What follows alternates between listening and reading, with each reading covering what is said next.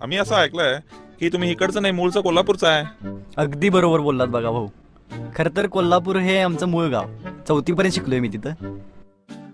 खरं तर ते माझ्या आज्याचं गाव. आज्या राहायला नाही सोडा आता. 4-5 एकर शेती होती, खरं भावकीतल्या भांडणामुळं गाव सोडलं. आता आज्याचा इशे निघाले म्हणून तुला सांगतो, आमच्या आज्याला गावातली म्हणजे आजूबाजूच्या गावातली सुद्धा लोक कनी समधी मामा म्हणायची. मग बारकी पोरं तोंडावर हात धरून ओ मामा असं करायचे. ते ओ मामा लोकांना ओबामा असं ऐकू यायला लागलं आणि तेव्हापासनं आमचं आडनाव ओबामा पडलं.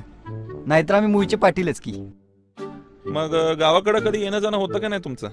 होय, मग दरवर्षी गटारीला कोल्हापूरला जातोय मी. गटारी साजरी करता तुम्ही? हा तर मग हे बघ भावा, दररोज सकाळच्याला चहा खारी आणि श्रावणाच्या आधी गटारी, हे माझं गेली 35 वर्षे ठरलेलं आहे बघ.